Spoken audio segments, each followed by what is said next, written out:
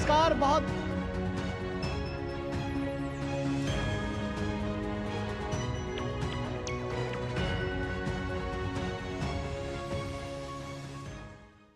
बहुत बहुत स्वागत है आप सभी का 5 की पंचायत में। मैं हूं निखिल सिंह और 18वीं लोकसभा के चुनाव सफलतापूर्वक संपन्न करा लेने और दुनिया भर में सराहना प्राप्त करने के बाद भी हमारे देश में ईवीएम एक बार फिर चर्चा में है।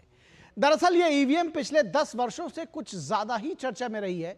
ईवीएम को लेकर चुनाव आयोग ने राजनीतिक दलों को खुली चुनौती दी और कई बार दी कि वो आएं और इसे हैक करके दिखाएं, लेकिन तमाम आरोप लगाने वाले लोग आगे नहीं आए। चुनाव आयोग ने सुप्रीम कोर्ट तक में कई बार कहा है कि ईवीएम हैक नहीं हो सकती और सुप्रीम कोर्ट ने भी इसको लेकर के अपना बार बार फैसला दिया है और कहा है कि जो संस्थाएं हैं, जो हमारे लोग हैं, उनके ऊपर थोड़ा विश्वास करना सीखिए। लेकिन फिर भी ईवीएम को लेकर के एक नैरेटिव गढ़ा गया। अपनी हार का ठीकरा ईवीएम पर फोड़ा गया और सबसे खास बात यह कि जीत जाने पर सब ठीक, लेकिन हार जाने पर ईवीएम दोषी। और ऐसा बार बार होता रहा है। ईवीएम के साथ छेड़छाड़ के मामले को बार बार बहस का मुद्दा बनाया गया। हमारे देश की चुनाव प्रक्रिया को दुनिया ने सलाम किया, लेकिन देश भ्रम वाली सियासत आज भी हावी करने की कोशिश की जा रही है। भ्रामक खबरों के जरिए चुनाव आयोग पर सवाल उठाए जा रहे हैं। ऐसी खबर जिसे छापने वाले मिड डे और लोकमत अखबार ने गलत खबर प्रकाशित करने के लिए माफी भी मांग ली, लेकिन एक बार फिर ईवीएम को लेकर छिड़ी नई बहस के पीछे आखिर मकसद क्या है, यह भी समझना होगा। क्या है ये मंशा, ये लोग आखिर क्या चाहते हैं, ये जो आम जनता है वो भी इस बारे में जानना समझना चाहती है। तो आज की हमारी चर्चा का विषय भी यही है, ईवीएम पर खतरा या भ्रम की सियासत। तो सबसे पहले आइए देखते हैं कि इस ईवीएम को लेकर के अभी ताजा बवाल जिसको कहते हैं वो रहा क्या है और किसने क्या कुछ कहा है, और आखिर ये जो एक बार फिर से भ्रम वाली सियासत है, इसकी शुरुआत कहां से हुई और क्यों हुई।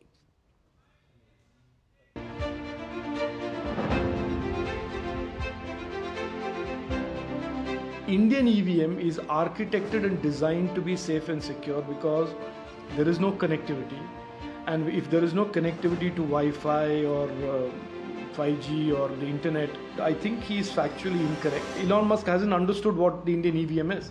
भारत का चुनाव है, भारतवासियों के मन में अगर कोई संशय है तो उसमें जवाब नहीं दोगे। तब तो ये मंत्री चुप हो जाते थे, कोई कुछ नहीं बोलता था। अब एक विदेशी ने पूछ लिया तो सब जवाब दे रहे हैं। विदेशी को जवाब दो, वाह क्या गुलामी है। जहाँ महाविकास आघाड़ी की जीत हो गई उधर ईवीएम मशीन सही है, और जब हार हो गई तो ईवीएम मशीन के ऊपर ऑब्जेक्शन लेना, ये तो कौन सी हरकत है।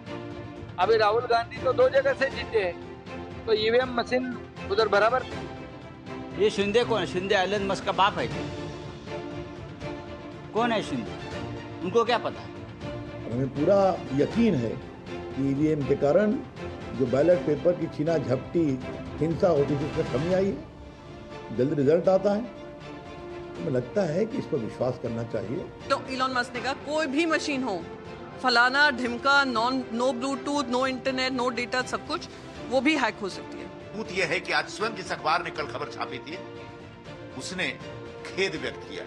उसने स्वयं कहा है कि जो खबर कल छपी वो गलत थी, कोई ईवीएम हैक नहीं हुआ था और कोई ईवीएम को अनलॉक करने के लिए मोबाइल का इस्तेमाल नहीं हुआ। एलॉन मस्क साहब चैट जीपीटी के भी मालिक हैं और चैट जीपीटी में जाके आप चेक करिए क्या ईवीएम हैक हो सकता है, उसमें आता कि नहीं। ईवीएम में एक नहीं अनेक बार ऐसी घटनाएं हुई कि बटन किसी दूसरी पार्टी का दबाया जा रहा है और वोट कमल को जा रहा है। ईवीएम पर अब कोई ना कोई सख्त फैसला माननीय सर्वोच्च न्यायालय को और चुनाव आयोग को लेना चाहिए। ये जो मामला है जो महाराष्ट्र से उठा है, जहां 48 वोट से जो कैंडिडेट हारे हैं, वो ईवीएम से ताल्लुक नहीं रखता। वो जो इलेक्ट्रल बैलेट पेपर के जो इलेक्ट्रॉनिक वोटिंग है उससे ताल्लुक रखता है। तो उसमें मैनिपुलेशन हो सकती है इलेक्ट्रॉनिक बैलेट वोटिंग सिस्टम में, क्योंकि वो तो इलेक्ट्रॉनिकली कंट्रोल रहता है। तो वो मामला ईवीएम से अलग है। ईवीएम के लिए कोई अनलॉकिंग के लिए ओटीपी नहीं आता है। ईवीएम ये एक स्टैंड अलोन डिवाइस है, उसमें कोई वायर्ड और वायरलेस कम्युनिकेशन का कोई प्रोविजन है ही नहीं। सो जो ये जो न्यूज़ है वो गलत न्यूज़ है। इलेक्शन कमीशन के अपनी एक प्रोसीजर है, सेट सिस्टम ऑफ प्रोसीजर है, प्रोटोकॉल्स है, वो पूरी तरह से फॉलो करके ही ये काउंटिंग हुआ है। तो आपने सुना पक्ष विपक्ष के तमाम नेता जिन्होंने अपनी अपनी बात रखी, और आखिर में आपने सुना उस रिटर्निंग ऑफिसर को भी जिन्होंने बताया कि किस तरह से किसी OTP की ज़रूरत नहीं होती और इसको अनलॉक करने के लिए, और कोई मोबाइल का इसमें कोई काम नहीं है। फिलहाल इस पूरी विषय पर बातचीत करने के लिए हमारे साथ खास मेहमान जुड़े हुए हैं, उनसे आपका हम परिचय करा दें। हमारे साथ बीजेपी के प्रवक्ता विजय शर्मा जुड़े हुए हैं, बहुत स्वागत है विजय जी आपका। हमारे साथ प्रोफेसर अजय उपाध्याय जुड़े हुए हैं, कांग्रेस के प्रवक्ता हैं, बहुत स्वागत है अजय जी आपका। और उसके साथ ही साथ हमारे साथ अवधेश कुमार जी वरिष्ठ पत्रकार हैं, वो थोड़ी देर में जुड़ेंगे, लेकिन सुबिमल भट्टाचार्य जी जो IT एक्सपर्ट हैं वो भी हमारे साथ जुड़े हुए हैं। तो सुबिमल जी से भी हम ये जानने की कोशिश करेंगे कि दरअसल फैक्ट क्या है इस पे। अगर हम प्रोफेसर अजय उपाध्याय आपके साथ इस चर्चा की शुरुआत करना चाहें, आखिर संशय कहाँ है, क्यों ये संशय की स्थिति बनी हुई है? पिछले 20 वर्षों से EVM इस देश में काम कर रही है, 10 वर्ष आप भी उससे सत्ता में रहे, इस बार भी कम से कम सत्ता में भले ही नहीं आ सकी हो कांग्रेस, लेकिन काफ़ी कुछ मनमाफिक रिजल्ट आपको आया है।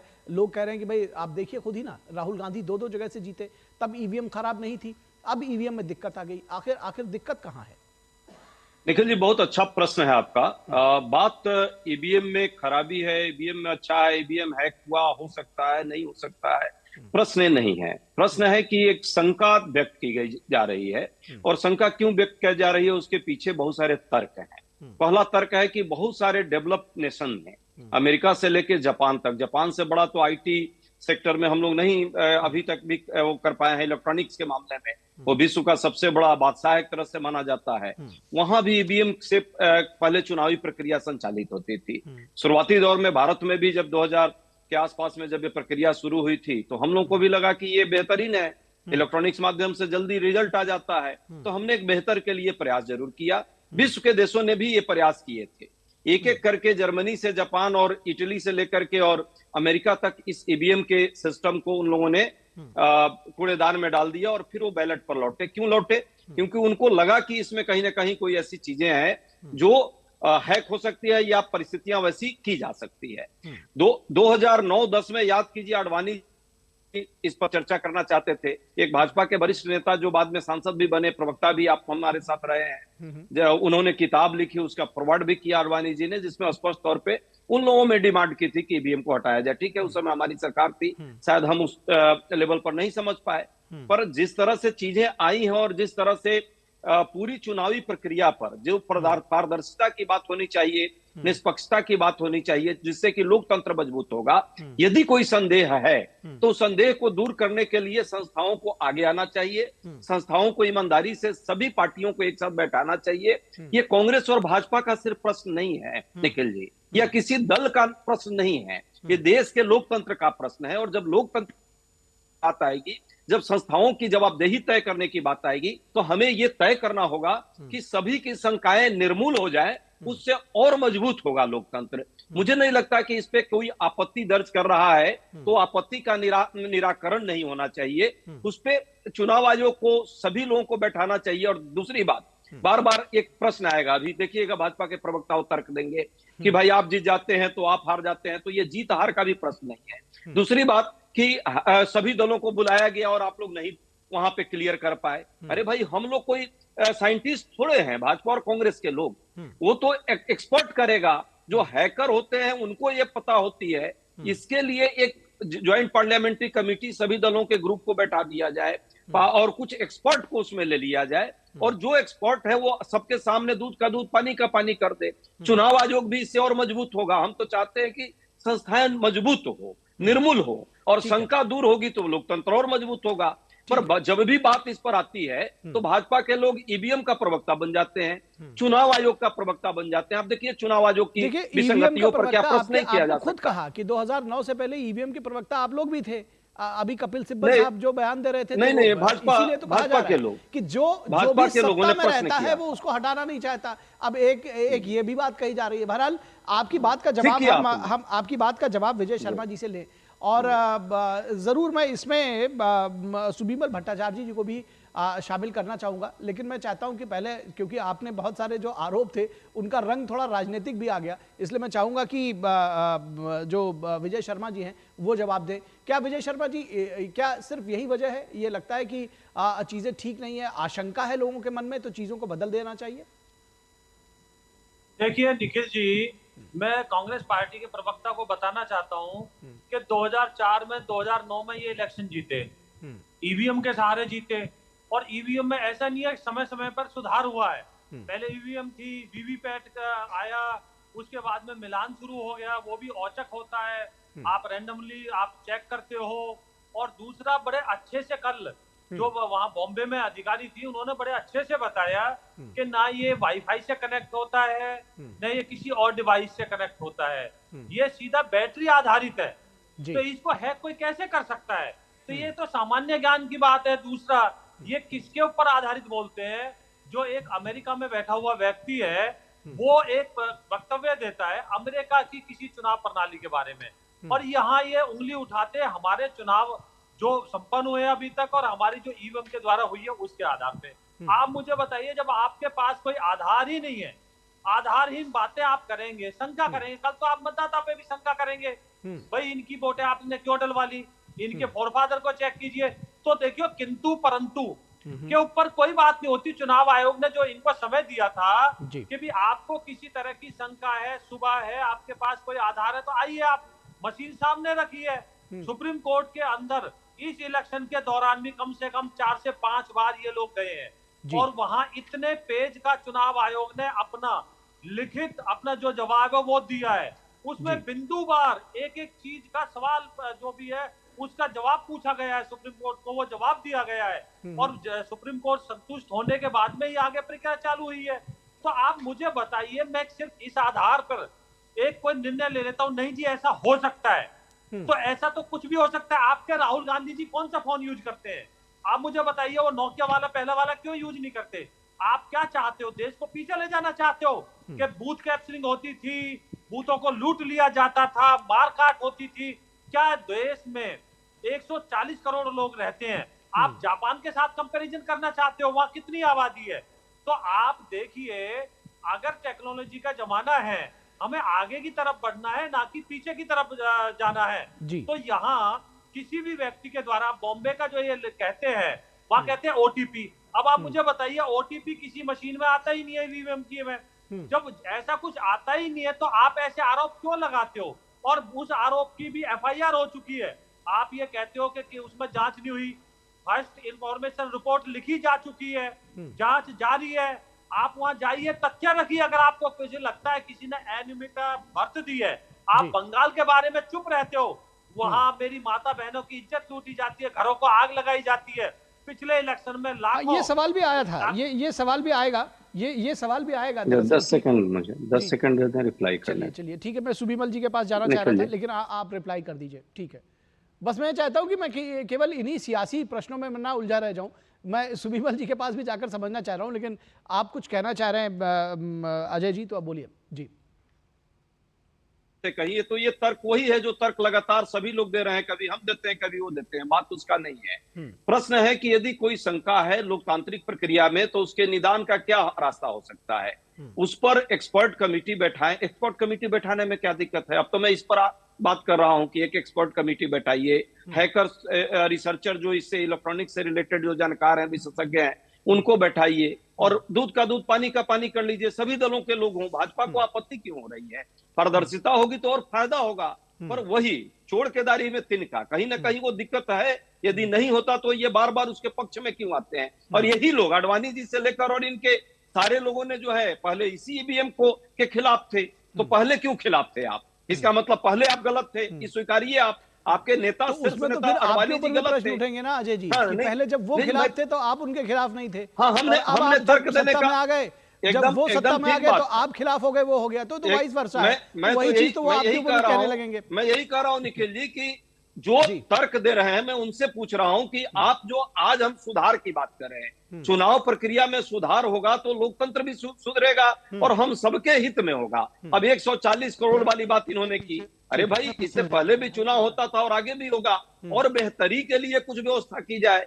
यदि ईवीएम सब ठीक है, यदि इसकी जांच हो जाएगी, स्पष्ट हो जाएगा, शंकाएं दूर हो जाएंगी, तो और मजबूती इसको मिलेगी। हम तो ये चाहते हैं ठीक है, कि और स्वस्थ होकर के हम आगे जांच बढ़ें। के लिए इसके पहले भी कई बार बात हुई, और जैसा कि मैंने कहा कि चुनाव आयोग ने इस बात की चुनौती भी दी थी कि आप अपने एक्सपर्ट्स को लेकर के आइए। फिलहाल एक एक्सपर्ट हमारे साथ है। जी जी, इसको छोटा सा मैं रिप्लाई देना चाहता हूं। मैं अपने अजय भाई से पूछना चाहता हूं कि आपकी शंका का आधार क्या है? आप मुझे बताइए, निर्वाचन आयोग, चुनाव आयोग क्या शंका आपकी दूर करे? आपको क्या लगता है मशीन में क्या खराबी है, क्या हो सकता है? देखिए क्या हो सकता है, बहुत लंबा डिबेट हो जाएगा। बताइए, सुप्रीम कोर्ट में बताइए। आधार अजय उपाध्याय आधार जो है उसको अपने मन में बस थोड़ा सा रखिए। मैं चाहता हूं कि आधार आप बताइएगा, लेकिन मैं सुबिमल जी को लाना चाह रहा हूं बहुत देर से इस डिबेट में। सुबिमल जी, ये सवाल उठाया जा रहा है कि अमेरिका ने इस सिस्टम को नकार दिया, जापान बहुत ही टेक्नोलॉजिकली एडवांस्ड है, उसने इस सिस्टम को नकार दिया, फिर हम इस सिस्टम पर क्यों अटके हुए हैं? और ये भी समझने की ज़रूरत है कि क्या कोई चीज़ जो इलेक्ट्रॉनिक तौर पे जुड़ी नहीं है, जिसमें ब्लूटूथ नहीं जुड़ा है, जिसमें वाईफाई नहीं जुड़ा हुआ है, जिसके तौर पे क्या उसको हैक किया जा सकता है? क्या इसमें कोई सब्सटेंस ज़रा भी हो सकता है इस तरह की बात में?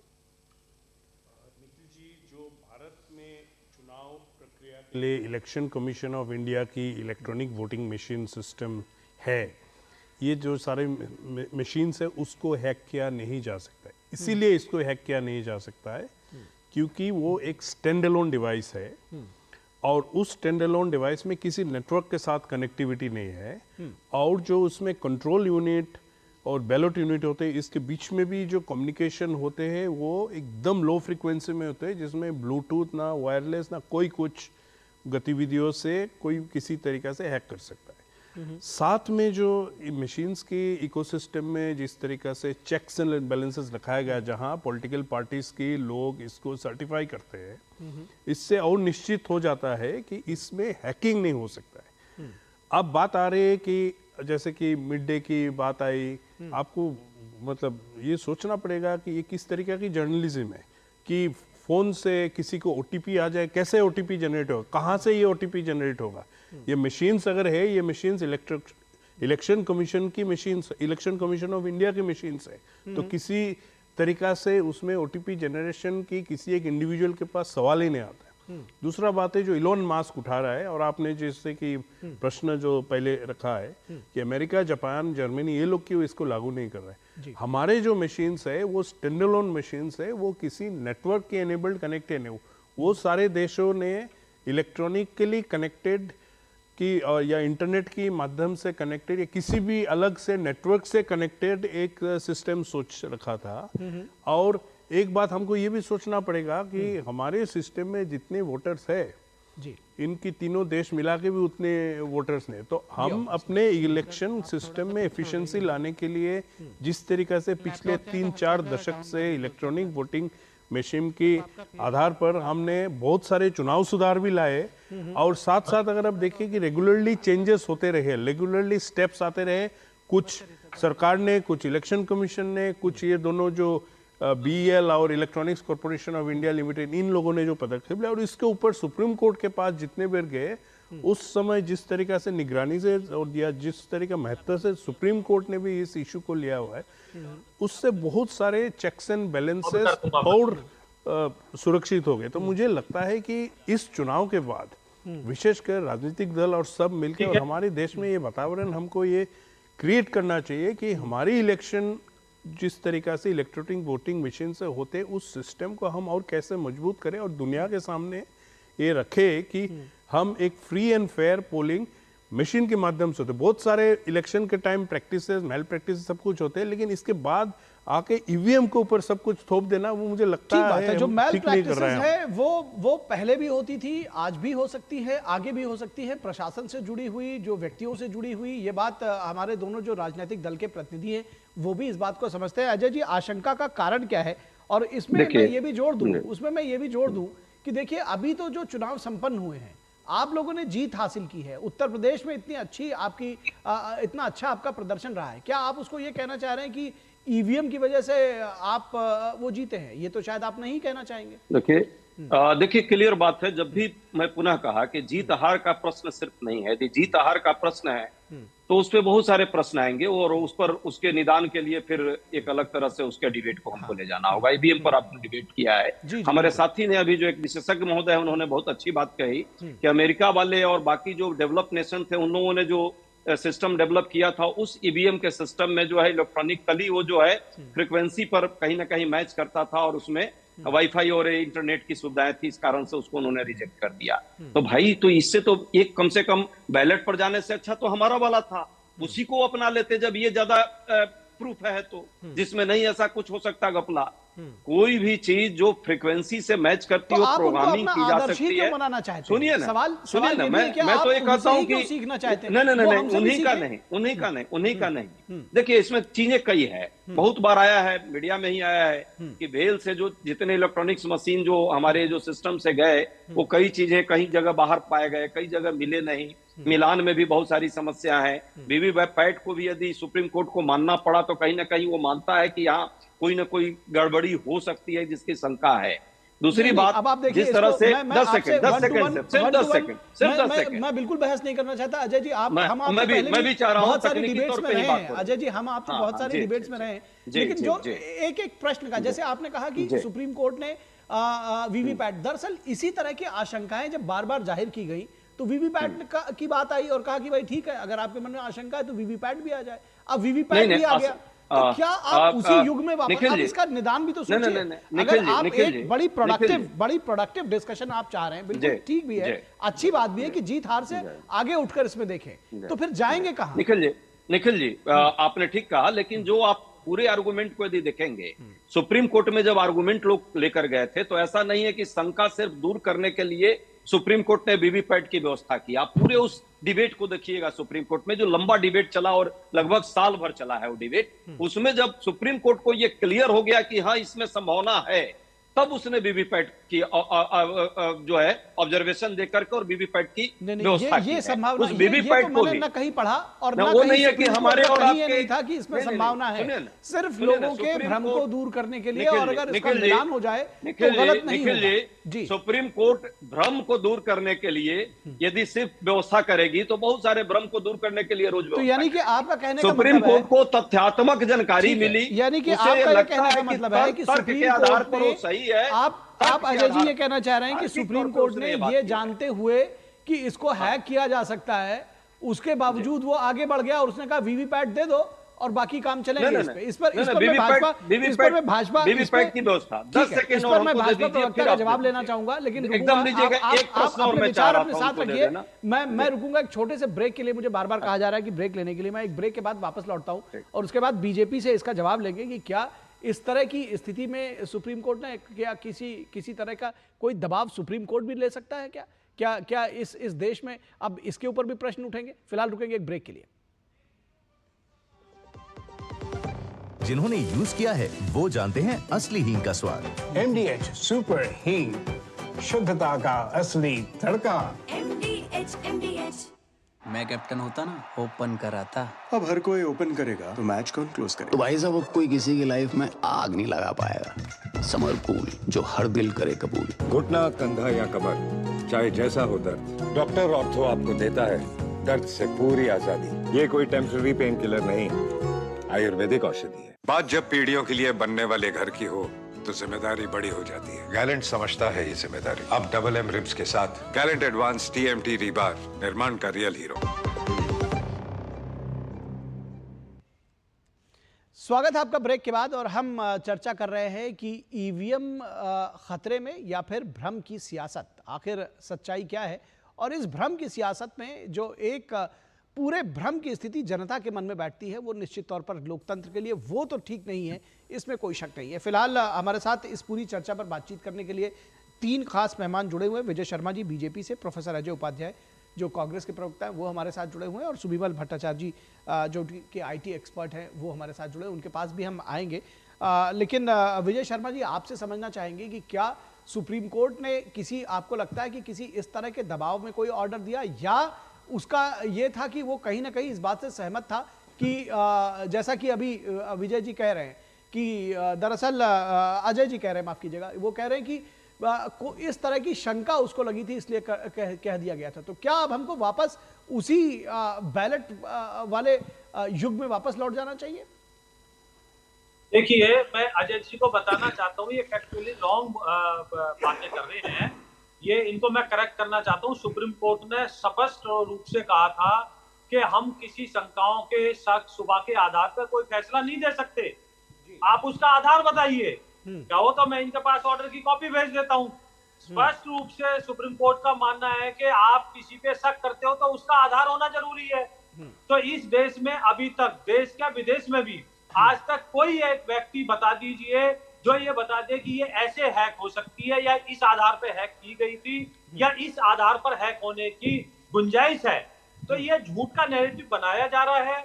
और दूसरा मैं बता दूं, ये जो है ये बैटरी बेस्ड मशीनें होती हैं। जैसे हमारा कैलकुलेटर होता है, उसकी बैटरी निकल जाती है 2 और 2 4, तो इसका किसी के साथ कोई कनेक्टिविटी नहीं होती है। और जब जिस दिन मतगणना होती है उससे पहले भी, वोटिंग होती है उससे पहले भी, सारी पार्टियों के जो रिप्रेजेंटेटिव होते हैं उनको चेक कराई जाती है बाकायदा।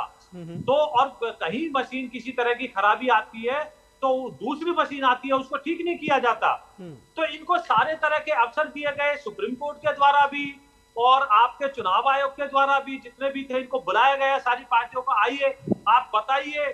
किसी के पास कोई एक किसी भी किस्म का नहीं है, बस ये। अच्छा, दूसरा मैं इनसे पूछना चाहता हूँ, इससे आगे चलना चाहते हैं, आप मुझे बताइए आपके पास किसी विशेषज्ञ की क्या राय है कि इसको कैसे ठीक किया जा सकता है कि और जो उन्नत हो जाए इससे आगे?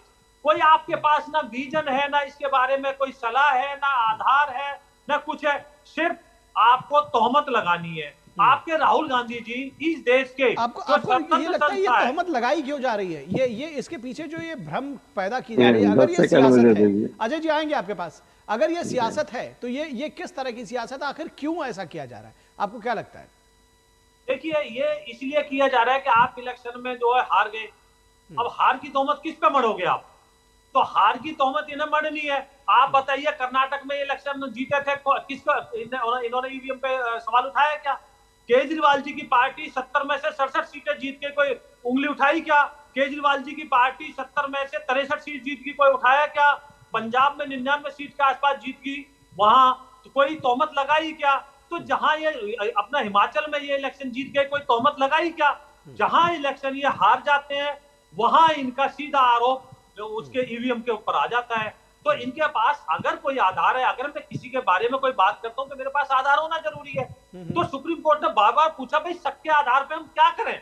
आप मुझे बताइए, आप अपना कोई सुझाव लाइए, भाई मशीन को कैसे ठीक किया जा सकता है, या इससे कोई अच्छी कोई प्रणाली आपके पास हो तो बताइए। क्या ये जानते नहीं है आज भी वेस्ट बंगाल के अंदर पुनर्मतदान भी हुआ, सिर्फ 2 स्टेटों में हुआ था, एक जिसमें बंगाल भी था। किस तरह से वहां पे आग लगाई जा रही है, आगजनी हो रही है, और हाई कोर्ट को इंटरवीन करना पड़ा। हाई कोर्ट के आदेश पर किस तरह से कार्रवाई हो रही है, वहां स्टेट गवर्नमेंट जो है सारी डिबेट तो वन वे हो जाएगा, बन के बैठ गई है। तो अजय जी मेरे भाई, आप जो एक ही बात झूठ मत कराइए, देश के लोकतंत्र को, देश के लोकतंत्र को उन्हीं को बुलवाना है तो बात अलग है। आज आपको वोट जो निखिल दिया, फिर वर्सेस लगवा दिया आपने, ये क्या है? एक विपक्ष का फिर मैं बोलूंगा क्या? फिर चिल्ला उन्होंने लगेगा, मैं बीच में नहीं, मैं बीच में नहीं बोलूंगा। उनको जितना बुलवाना है पूरा नॉन स्टॉप पूरे डिबेट अच्छा, बताइए।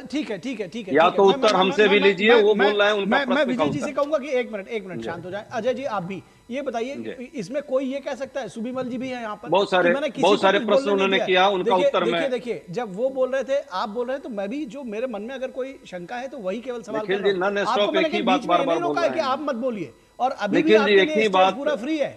देखिए अजय जी, कभी भी मैं देखता हूँ इसके पहले भी, ठीक है। अब आप व्यक्तिगत मत जाइए, आप सवाल सुन लीजिए, टाइम लिख लीजिए, टाइम लिख लीजिए, और उतने टाइम मुझे भी दीजिए, उनको भी दीजिएगा, मुझे कोई आप उनसे भी ज्यादा समय एक ही बात नॉन स्टॉप नहीं, ज्यादा नहीं लूंगा, मुझे एकदम ज्यादा नहीं चाहिए। मुझे लग रहा है कि आप उतने ही चाहिए साथ यहाँ पर हैं, उसके बावजूद आप जो ये कह रहे हैं कि आपको ठीक है, अब शुरू हो गया। देखिए 1 to 1 मत शुरू होइए, सुनिए ना अजय जी। अरे हो गया, आप डिबेट को डाइवर्ट मत कीजिए, मुद्दे पर आइए, मुद्दे पर बात हो रही है, फिर आप डाइवर्ट कर रहे हैं। मैंने तो कहा कि भाई उन्होंने जो प्रश्न कर लिया, अब उत्तर मुझसे सुन लीजिए, लगातार एक ही बात दोहरा रहे हैं वो। देखिए 2 बात है, जीत हमारी हुई या हार हुई, मैं जीत हुई थी तब भी और हार हुई थी तब भी हम चाहते हैं कि चुनावी प्रक्रिया में पारदर्शिता हो, चुनाव में सुधार हो। सुधार होना लोकतंत्र के लिए जरूरी है। संस्थाएं जो हो वो जवाबदेह हो, जवाबदेही से ही कहीं ना कहीं लोकतंत्र की मजबूती बढ़ेगी। हम सबका ये ड्यूटी बनता है। भाजपा के वो साथी हैं, बेशक वो ईवीएम के साथ दे रहे हैं, हम चाहते हैं कि ईवीएम रहे तो उसका कम से कम शंका निर्मूल हो, सब खत्म किया जाए। ठीक है, उनकी सरकार है इसलिए वो सरकार का पक्ष रखेंगे, पर यह भी सच है कि हमने बार बार देखा है और आपने भी देखा और बहुत सारे रिपोर्ट चलाए हैं, जब भी ऐसी कोई गड़बड़ी होती है ईवीएम में तो वोट का जो मामला होता है हमेशा वो भाजपा के ही पक्ष में जाता रहा है। एक बार भी ऐसा गलती से भी नहीं हुआ कि वो वोट विपक्षी पार्टियों की तरफ चला जाए। ये एक तर्क है। दूसरी बात, जिस तरह से आपने कहा कि उसको मैंने अच्छा ठीक नहीं किया जा सकता, खराब हो जाता है तो उसको फेंक दिया जाता है, ऐसा नहीं है।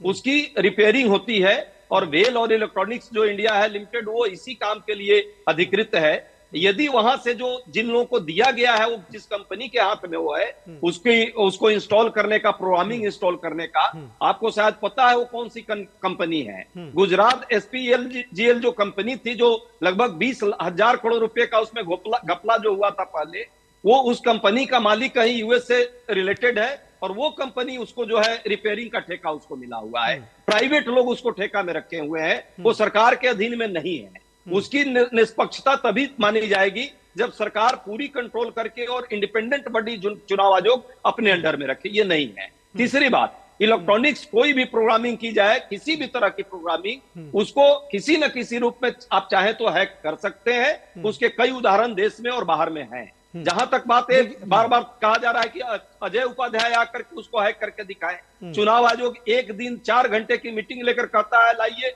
आइए चुनौती देता हूं, हैक करके दिखाए। अरे भाई, चुनाव आयोग 10-15 दिनों के लिए आप अपने साथ में एक सिंगल ईवीएम तो एक्सपर्ट ले आइए। मैं तो ये कहता हूं कि एक ईवीएम ही दे दो ना भाई। ईवीएम आपको नहीं मिल सकता। आप चाहें कि 10 दिन के लिए एक कमिटी को ईवीएम दे दो। शंका का कोई समाधान नहीं है दरअसल। एक सिंगल ईवीएम नहीं दे सकती। समाधान नहीं है। नहीं, मैं ये चाह रहा हूं, सुनिए ना, प्राइवेट कंपनी इसको रिपेयर कर सकती है, प्राइवेट कंपनी इसमें प्रोग्रामिंग इंस्टॉल कर सकती है, प्राइवेट कंपनी उसको जो है लोडिंग अनलोडिंग जो इंडिया में भेजा जाता है वो कर सकती है। लेकिन एक ग्रुप ऑफ पॉलिटिकल पार्टी के एक ग्रुप को बना करके भाजपा के लोग भी उसमें रहे और 2 या 4 ईवीएम उसको चुनाव आयोग क्यों नहीं दे सकती, ताकि हम हमारे रिसर्चर जो है उसको रिसर्च करके देख ले कि गलत है तो गलत है और सही है तो सही है। चुनाव आयोग अचानक आपको निखिल जी बुला ले, अजय उपाध्याय को बुला ले, विजय जी को बुला ले, अजय जी आप हैक करके दिखाइए। कैसे कोई हैक करेगा? अजय जी आपको थोड़ा सा रोकना चाह रहे हैं। अजय जी थोड़ा सा रोकना चाह रहे हैं। यहाँ पर एक कुछ ब्रेकिंग न्यूज आ रही है, दरअसल कुछ दृश्य आ रहे हैं जिनको मैं चाहता हूं कि अपने दर्शकों के साथ साझा कर दे। दार्जिलिंग में जो रेल दुर्घटना हुई है उसका जायजा लिया है, जो घटना स्थल है उसका निरीक्षण किया है रेल मंत्री अश्विनी वैष्णव ने। ये जो तस्वीरें आप देख रहे हैं दर्शक, वो वहाँ की हैं। और आज के इस रेल हादसे में 8 लोगों की मृत्यु हो गई और उसके बाद रेल मंत्री अश्विनी वैष्णव घटनास्थल का उन्होंने दौरा किया है। ये तस्वीरें हम आपको दिखा रहे हैं।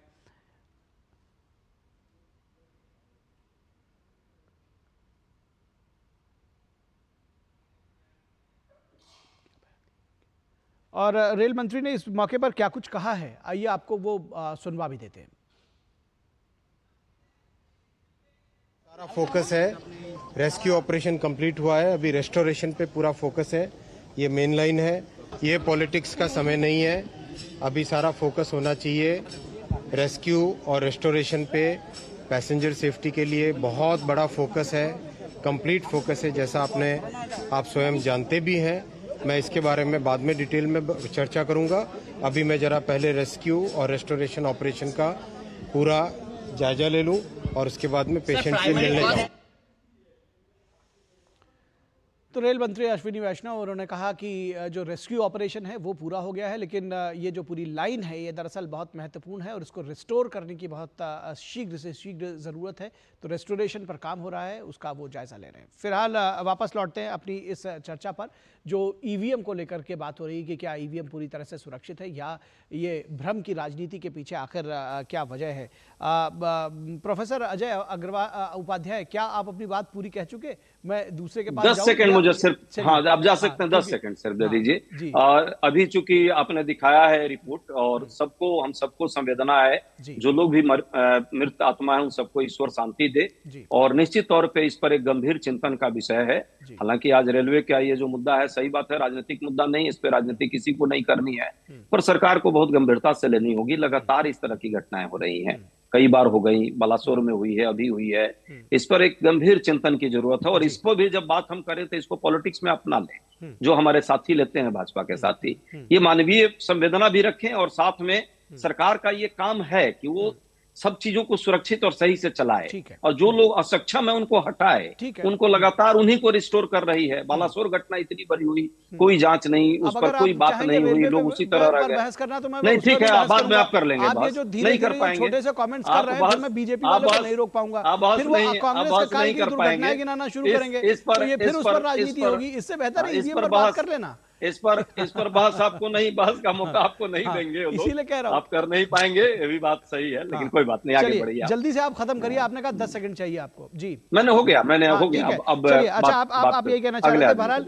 हमारे साथ में एक मेहमान जुड़े हुए हैं, आनंद विजय वरिष्ठ पत्रकार हमारे साथ जुड़ गए। मैं विजय शर्मा जी आपके पास आऊंगा, बस थोड़ा 10 सेकंड का, बस 10 सेकंड। अच्छा चलिए, आनंद विजय जी आप थोड़ा सा धैर्य रख लीजिए, आप थोड़ा देर से जुड़े हैं, हम आपको जोड़ना चाहते थे, लेकिन मैं चाह रहा हूं कि विजय शर्मा जी कुछ कहना चाह रहे हैं, कह लीजिए। जी मैं 10 सेकंड का बताना चाहता हूं। अजय जी मुझे ये बता दीजिए, आपको सुप्रीम कोर्ट के ऊपर भरोसा है कि नहीं है?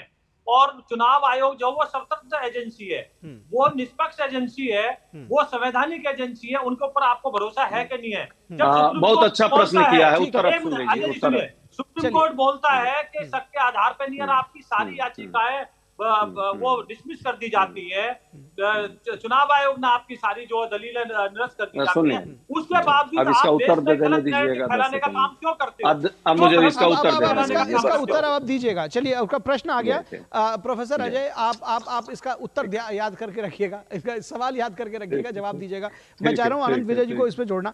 आनंद विजय जी, सिर्फ जिस तरह से कहा कि शंकाओं के आधार पर हम पीछे चले जाएं और एक बार फिर बैलेट पेपर, जैसा कि शिवपाल यादव, अखिलेश यादव का भी एक बयान आया कि हमें बैलेट पेपर के दौर में वापस लौट जाना चाहिए। हम सबको याद है बैलेट पेपर का वो क्या दौर था और क्या उस वक्त रिगिंग नहीं होती थी, किस तरह से जो बैलेट बॉक्स रहा करता था उसमें पानी और स्याही डाल दिया जाता था, लूट ले जाते थे मतपत्र, और जो मतगणना होती थी वो कितने दिनों की, कितनी श्रम साध्य और कितनी थकाऊ होती थी। ये कोई मतलब छिपी हुई बात नहीं है। तो ये क्या आपको लगता है कि ये जो सारी कवायद हो रही है, बार बार सवाल उठाए जा रहे हैं, पिछले 20 वर्षों से बार बार उसका पटाक्षेप किया जा रहा है, फिर भी वो सवाल जो पॉपअप किए जा रहे हैं, क्या इसके पीछे किसी तरह की कोई सियासत आप देखते हैं? आपको लगता है कि ये भ्रम की स्थिति बनाने में किसी को कुछ फायदा मिलता है? इसका मुझे लगता है कि इसका लेना इंटरनेशनल पॉलिटिक्स से है। आप देखिए कि एक तरफ इधर यहाँ सवाल उठाया जाता है, दूसरी तरफ कहते हैं। तो मैं आपको इंटरवीन कर रहा हूं, मैं इंटरवीन कर रहा हूं कि आपका ऑडियो थोड़ा सा ठीक कराएंगे। फिलहाल रुकेंगे एक छोटे से ब्रेक के लिए। आनंद विजय जी, आप अपनी बात से दोबारा शुरू करेंगे। फिलहाल एक ब्रेक के लिए रुकेंगे दर्शकों, जल्द हाजिर होंगे, कहीं मत जाइएगा।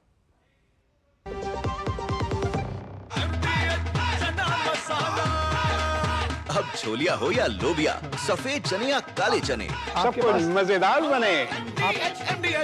शुक्ला बता रहा था आपके बाबूजी ने जायदाद का कुछ हिस्सा नौकर के नाम कर दिया। अब नौकर हर काम अपना घर समझ के करेगा। समरकूल, जो हर दिल करे कबूल। दीदी, नौकरी लग गई। अरे वाह, बधाई हो। तो अब तो ढेर सारी शॉपिंग। हाँ दी, नया मोबाइल। अरे रुको शहजादे, सैलरी से पहले खर्चे। इंस्टेंट लोन भी तो मिलता है। पहले बजट बनाना सीखो, फिर खर्च करो। पर दी, देखो, कमाई का एक हिस्सा हमेशा बचाना चाहिए, लेकिन पार्टी देने से नहीं बचोगे तुम। हाँ दी, पार्टी मेरी, बजट तुम्हारा। अच्छा। RBI कहता है, सही वित्तीय बर्ताव करे आपका बचाव। स्वागत है आपका ब्रेक के बाद। और हम ईवीएम के ऊपर जो सवाल उठाए जा रहे हैं, जो भ्रम की सियासत है, उसके ऊपर लगातार चर्चा कर रहे हैं। हमारे साथ 4 खास मेहमान जुड़े हुए हैं। विजय शर्मा जी जुड़े हुए हैं बीजेपी से, प्रोफेसर अजय उपाध्याय जुड़े हुए हैं, और उसके साथ ही साथ अनंत विजय जी भी हमारे साथ अभी जुड़ेंगे। उनके ऑडियो में थोड़ी सी प्रॉब्लम आ रही थी। और सुबीमल भट्टाचार्य जी जुड़े हुए हैं। सुबीमल जी आपके पास आएंगे और ये समझने की कोशिश करेंगे, जिस तरह से अभी अजय जी ने भी ये सवाल उठाया और ये कहा कि कोई भी चीज़ जो इलेक्ट्रॉनिक डिवाइस है उसको हैक किया जा सकता है। तो मैं जानना चाहूँगा कि क्या हैक करने की कोई 1% भी इसमें आशंका है, आपको लगती है? देखिए, जैसे प्रोफेसर उपाध्याय ने जताया था कि कोई भी इलेक्ट्रॉनिक आइटम हैक किया जा सकता है, कोई भी इलेक्ट्रॉनिक आइटम हैक किया जा सकता है, लेकिन कॉन्टेक्स्ट ईवीएम की देखना चाहिए। अब ईवीएम में कैसा होता है, एक चिप जो होता है वो वन टाइम फ्यूजिबल चिप है।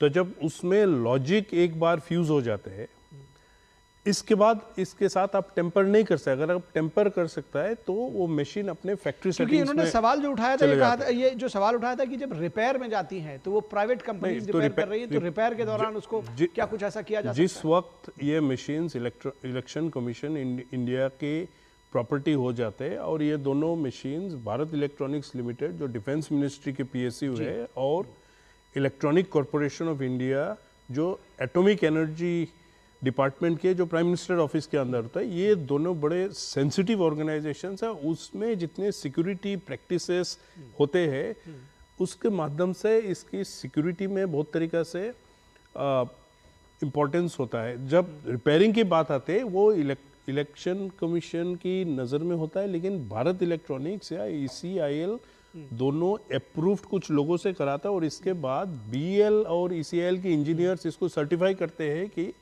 ये बिल्कुल ठीक है।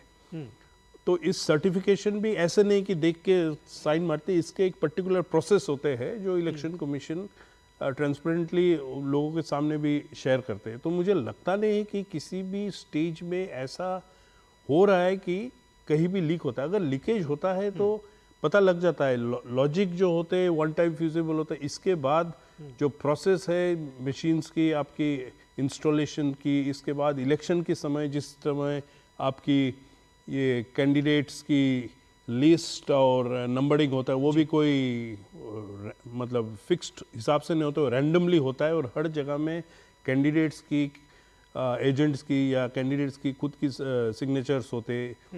इसके बाद चुनाव के बाद भी जब चुनाव भी जब होते उसके समय भी जो प्रोसेस है उसमें इनकी एजेंट्स की सिग्नेचर होते हैं। तो किसी भी समय में ये चिप के साथ कोई छेड़छाड़ी कोई नहीं कर सकते।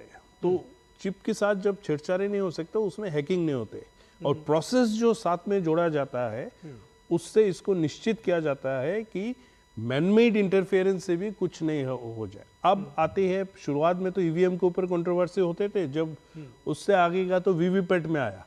अब इस चुनाव के पहले, मुझे इस चुनाव के आंकड़ा अभी भी नहीं है, लेकिन ये जो वीवीपैट के साथ जो तुलना होती है अकाउंटिंग मशीन्स के साथ, उसमें भी अगर आप देखें तो इस चुनाव के पहले जितने सारे चुनाव हुए 4 करोड़ ऐसे मैचिंग किया गया, उसमें एक भी गलती कहीं नहीं पाया गया।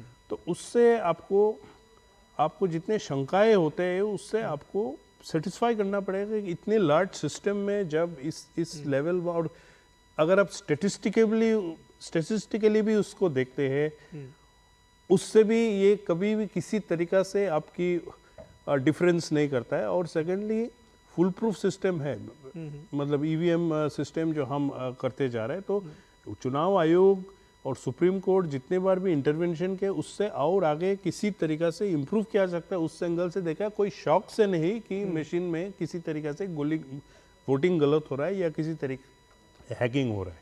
जी ठीक है। अनंत विजय जी के पास वापस आते हैं। अनंत विजय जी, आपको लगता है कि इसके पीछे दरअसल मंशा इस जो सिस्टम है उसको ठीक करने के नहीं है, बल्कि कोई भ्रम की सियासत बना करके जो हार का ठीकरा है वो फोड़ने का, और कहीं ना कहीं एक ऐसी स्थिति बनाकर रखने के लिए कि दरअसल हम तो जीते थे, ईवीएम ने हरा दिया, इस तरह का एक नैरेटिव गढ़ने का है?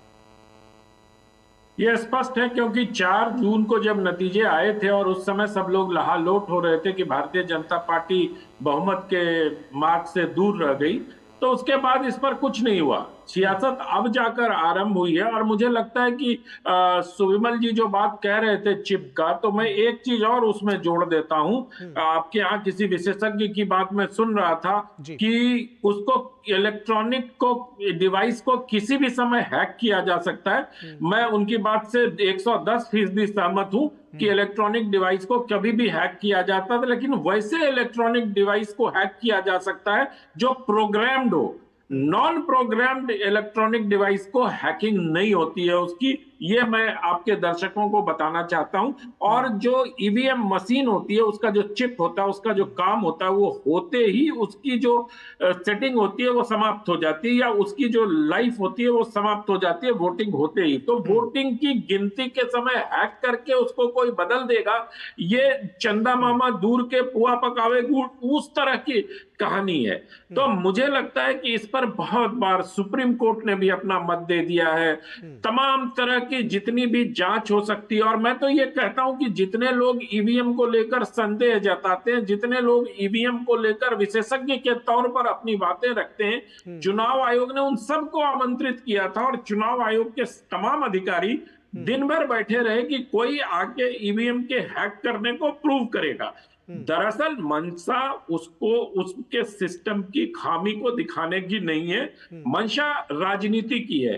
तो राजनीति की मंशा के लिए तो जिस प्रकार के औजार कहें उस प्रकार के औजार का उपयोग हो सकता है, उसका ना यहाँ से कोई लेना देना, वहां से कोई लेना देना। आज ये कहेंगे कल वो कहेंगे। अगर ईवीएम ही हैक होना रहता तो तेलंगाना में बीजेपी को कम सीटें आई, तमिलनाडु में भारतीय जनता पार्टी को कोई सीट नहीं आई, तो क्या वहां ईवीएम हैक नहीं हो सकता था?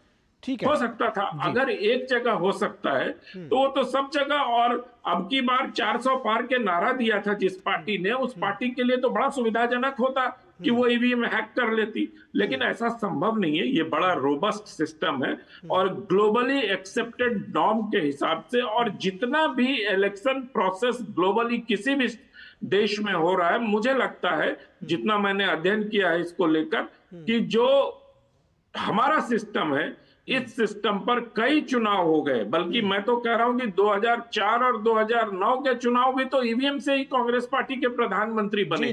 तो मुझे लगता है कि इस रोबस्ट सिस्टम पर बार बार, और वो भी सुप्रीम कोर्ट के एक बार के कह देने के बाद, सुप्रीम कोर्ट के और जो अभी वीवीपैट की बात हो रही थी उसके मिलान में भी एक भी गलती नहीं आने के बाद, मुझे लगता है कि अगर इस प्रकार हम ईवीएम पर सवाल उठाते हैं तो हम अपने चुनाव आयोग पर सवाल उठाते हैं, चुनाव आयोग के निष्पक्षता पर सवाल उठाते हैं। और जो लोग ये कहते हैं कि भारतीय जनता पार्टी की सरकार ने संस्थाओं को नष्ट किया, मैं बहुत विनम्रता पूर्वक ये कहना चाहता हूं कि दरअसल जो लोग इस तरह का बार बार सर्टिफाई होने के बाद प्रश्न खड़े करते हैं, दरअसल वो उन संस्थाओं को, लोकतांत्रिक व्यवस्था को, लोकतांत्रिक परंपराओं को और संवैधानिक संस्था को कमजोर करने के उपक्रम में अपनी राजनीति देखते हैं। और उनको लगता है कि ये कहकर वो जनता का विश्वास जीत लेंगे। मुझे लगता है कि जनता अब इतनी मैच्योर हो चुकी है, वो इतनी समझदार हो चुकी है कि बार बार एक ही बात कहने से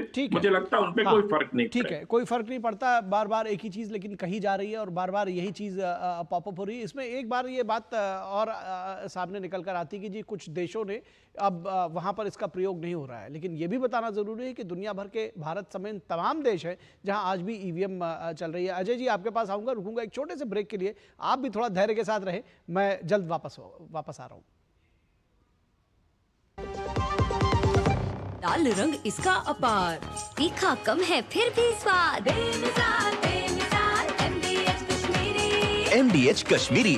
MDH। तेरी होने वाली मदर इन लॉ कुछ ज्यादा ही ट्रेडिशनल है। ट्रेडिशनल लोग ज्यादा इमोशनल होते हैं। तो भाई साहब अब कोई किसी की लाइफ में आग नहीं लगा पाएगा। समर कूल, जो हर दिल करे कबूल।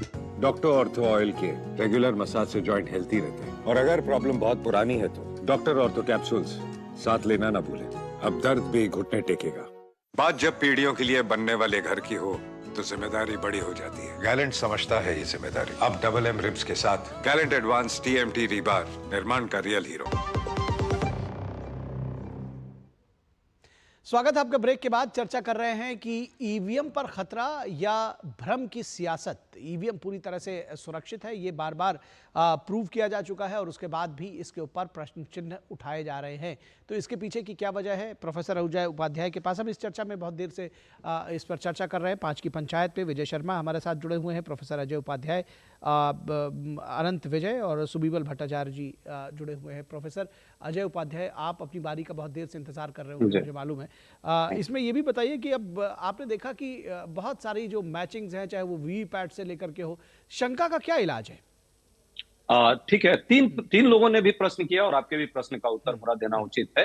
अनंत विजय जी और जो आईटी एक्सपर्ट है, दोनों ने एक बात तो स्पष्ट कर दी कि भाई कोई भी प्रोग्राम जो होता है उसको हम जो है हैक कर सकती है, सिस्टम हैक किया जा सकता है यदि चाहे तो। चिप्स जहां भी होगा उसको चाहे तो हम कर सकते हैं, ये सच्चाई है। ठीक है, उसमें आप व्यवस्था ऐसी कर सकते हैं जिस व्यवस्था के तहत हैक नहीं हो सकता। आप कह रहे हैं नहीं, सुनिए ना, दोनों ने ये तो बीच में मैं दोनों ने ये तो स्वीकार लिया है ना कि ये प्रोग्रामिंग होती है यहाँ और ये चिप्स है इसमें, जो और कोई भी इलेक्ट्रॉनिक्स मशीन होता है प्रोफेसर साहब, उसको हैक किया जा सकता है। जो तो ये भी सुनिए अनंत जी बस बीच में नहीं, ये भी एक प्रोग्राम ही है जिस पर आप दबाते हैं अपना, वो उसके हिसाब से उसको उत्तर देना होता है। यदि प्रोग्राम ये नहीं होता, ये भी एक तरह का प्रोग्राम्ड है। यदि प्रोग्राम नहीं होगा तो वो वहां पे आंसर ही नहीं देगा वो। और जो प्रोग्राम किया जा सकता है उस पे हम चाहे तो ह्यूमन एरर उसमें डेवलप किया जा सकता है। हाँ, एक बात जरूर है, चुनाव आयोग के बारे में विजय जी ने भी, अनंत विजय जी ने भी, दोनों विजय जी ने बात रखी है। चुनाव आयोग के बारे में निष्पक्षता पर तो प्रश्न इसलिए उठता है कि चुनाव की जब घोषणा होती है उसे एक सप्ताह पहले एक मेंबर रिजाइन करता है। ये तो पब्लिक डोमेन में है, ये अजय उपाध्याय नहीं कर रहे हैं, दोनों विजय जी इसको स्वीकारेंगे। मात्र एक सप्ताह पहले एक चुनाव आयोग स्वेच्छा से रिजाइन करता है। उसकी स्वेच्छा कितनी रही होगी आप समझ सकते हैं। और 2 मेंबर उसके बाद में सरकार अपने पिट्ठू को जो है नियुक्त कर लेती है। सुप्रीम कोर्ट ने, यही सुप्रीम कोर्ट पर जब बार बार बात की जा रही है, मैं धैर्य से सुना हूं, आप लोग भी सुने और उत्तर जरूर देंगे, आप दोनों विद्वान लोग हैं। सुप्रीम कोर्ट पर प्रश्न की बात की जा रही है। सुप्रीम कोर्ट ने ही इसी चुनाव आयोग की नियुक्ति में सीजीआई की उपस्थिति होनी चाहिए, इस पर उसने अपना जो है टिप्पणी किया। सरकार क्या की? सरकार ने उसको दिखा दिया और उसने नहीं किया। कानून बनाइए और जब तक कानून नहीं बनता है तब तक सुप्रीम कोर्ट रहेगा। कानून बना दिया गया, लेकिन क्या हुआ? कहा था कि 3 नंबर की होगी। ये इसको लेकर के भ्रम पहले भी नहीं, कानून तो सुप्रीम कोर्ट ने कानून कहा था, ये नहीं कहा था कि सीजीआई को इसमें शामिल करना जरूरी है। नहीं, कानून बनाने का अर्थ नहीं है कि सीजीआई को बाहर कर दीजिए। वो ये भी नहीं कहा था कि सीजीआई को बाहर करके, उन्होंने ये भी नहीं कहा था। उसने कहा था कानून बनाने का काम। जब तक कोई कमेटी गठित नहीं होती तब तक सीजीआई इसमें रहेगा। मेरी बात, तो आप गलत पूरी बात नहीं देना। अजय जी ठीक है, आपकी बात, आप पूरी बात कहिए, लेकिन गलत बात तो नहीं। कानून बनाने का काम सुप्रीम कोर्ट का नहीं है। आपको और हमको और पूरे आपके दर्शकों को पता है, आपके दर्शक बहुत ज्ञानी हैं, उन्हें पता है कि कानून सरकार बनाती है। इसलिए सुप्रीम कोर्ट ने ये इंडिकेशन दिया कि आप कानून बनाइए। लेकिन कानून बनाने के साथ ये नहीं कहा था कि अपने जवाब लेना। इंडिकेशन की क्या जरूरत? सुप्रीम कोर्ट तो ऑर्डर पास कर देता है, कहता है कि नहीं आप सुप्रीम कोर्ट के जज को सुन लीजिए ना भाई। अरे भाई, ये ऑर्डर नहीं पास कर सकता सुप्रीम कोर्ट, ये आप भी जानते हैं। एक ऐसी बात कर रहे हैं, कानून पार्लियामेंट बनाती है और पार्लियामेंट कानून बनाने में कितनी उस पर डिस्कशन हुई और कैसे डिस्कशन हुआ और कैसे वो बिल पास हुआ और कैसे अचानक जो है 2 मंत्री जो है वो रहेंगे चुनाव आयोग की नियुक्ति में। तो आपका कहने का मतलब है कि चुनाव आयोग के ऊपर आपने शंका जताई कि वो जो है इनके साथ में संलिप्त है। ठीक है, इसका जवाब ले लेते हैं, एक-एक करके जवाब ले लेते हैं क्योंकि हमारे पास समय बहुत कम रह गया। नहीं, 3 लोगों ने दिया, 10 सेकंड मुझे ले। आपका पॉइंट आ गया। चुनाव आयोग के प्रश्न का उत्तर अजय जी, आपका पॉइंट आ गया। अब मैं कम से कम बीजेपी न्यूज़ का जवाब तो ले लूं। मजबूरी में आकर मेरा आप आवाज, ठीक है, आपका पॉइंट आ गया, या मुझे जवाब देने का मौका, आपका पॉइंट आ गया। विजय शर्मा जी, विजय जी ने जो बात रखी है, विजय जी सुनिए, अब समय नहीं रह गया। अजय जी, 10 सेकंड बाद आप उत्तर दीजिएगा। मैंने जवाब तो ले लें उनसे। मैं 4 लोगों को सुना हूं, मुझे 10 सेकंड दे दीजिए सिर्फ, उसके बाद नहीं बोलूंगा, ये वादा कर रहा हूं। जल्दी से। विजय जी ने जो बात कही है, अरे विजय जी 118 शिकायतें, 1 2 4 5 नहीं, 118 शिकायत विपक्ष ने चुनाव आयोग को दिया इस चुनाव के दौरान, एक पर कार्रवाई नहीं हुई। ठीक है, जवाब नहीं आती है। ठीक है, जवाब ले लेते विजय शर्मा जी। ठीक है, आपका पॉइंट आ गया, 10 सेकंड भी हो गए। विजय शर्मा जी, मेरे पास समय नहीं है। विजय शर्मा जी, ठीक है। और चुनाव आयोग विपक्ष को, अजय जी हो गया, अजय जी हो गया। अब आप ही बोलेंगे, उनको बोलने दीजिए ना। विजय जी जल्दी से जवाब दे दीजिए। आप मुझे बताइए, सुप्रीम कोर्ट के चीफ जस्टिस को आप रखना चाहते हो कमेटी में, कल को आप उंगली उठाते हो, अगर कल को आपको शिकायत होती है तो आप कहां जाओगे? क्या आप सुप्रीम कोर्ट के चीफ जस्टिस के खिलाफ किसी तीसरे कोर्ट में जाओगे? कोई तीसरी कोर्ट नियुक्त करोगे? तो इसलिए सुप्रीम कोर्ट इन मामलों से अलग रहती है। उन्होंने मीनवाइल जब तक कोई कानून ना आ जाए तब तक किया। आपने 70 साल में क्या किया? हमने क्या किया है? हमने विपक्ष के नेता को शामिल किया है। जब चयन होता है चुनाव आयुक्त का, मुख्य चुनाव आयुक्त का, तो उसमें विपक्ष का नेता होगा। ठीक है। आपके अधीर रंजन चौधरी थे उसमें। तो कैसी बातें करते हो? दूसरी आप बातें करते हो, इतनी सारी शिकायतें सुप्रीम कोर्ट में गई थी, उन्होंने आपको टाइम दिया था, पर्याप्त समय दिया था और उन्होंने जवाब दिया था चुनाव आयोग से, उसका जवाब। ठीक है, हमारे पास आज के लिए वक्त बस इतना ही है। बातें ना कीजिए। हमारे पास आज के लिए वक्त बस इतना ही है। और ये जो चर्चा है, जो शंका का दरअसल कोई इलाज नहीं है, लेकिन और ये इस तरह से अगर बिना किसी शंका के आप आगे रहेंगे तो जो है उसका इलाज नहीं किया जा सकता। विजय शर्मा जी, प्रोफेसर अजय उपाध्याय जी और अनंत विजय जी और सुबीबल भट्टाचार्य जी, आप सभी का बहुत शुक्रिया हमारे साथ इस चर्चा में जुड़ने के लिए।